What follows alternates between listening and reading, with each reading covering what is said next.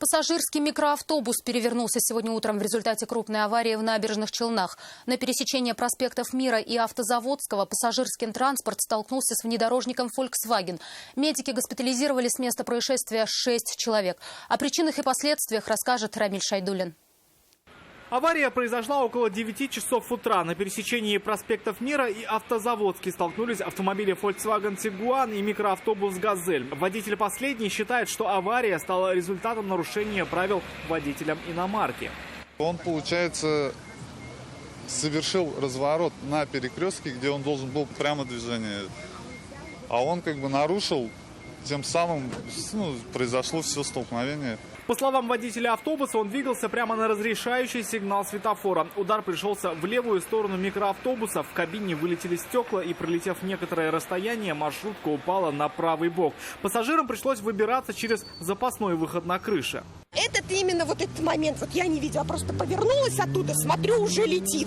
Эта «Газель» перевернутая уже летит. И тот стоит так поперек дороги. Своей версией поделился и водитель иномарки. Загорелся зеленый, я поехал. Убедившись, что все машины стоят, «Газель» неслась, видать, с очень большой, с приличной скоростью. 6 пассажиров микроавтобуса были госпитализированы. Двоим из них придется провести некоторое время на больничной койке. Один пациент травмой головы, другим пациент травмой верхней конечности. 4 пациентам помощь оказана амбулаторно. Состояние всех пациентов стабильное.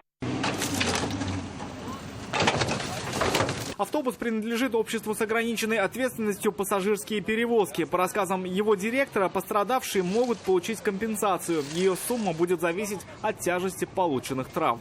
Сумма там предусмотрена 1 миллион. Во время ДТП кто какой степени увечья получил, исходя из этого и будет уже начисляться с этого 1 миллиона.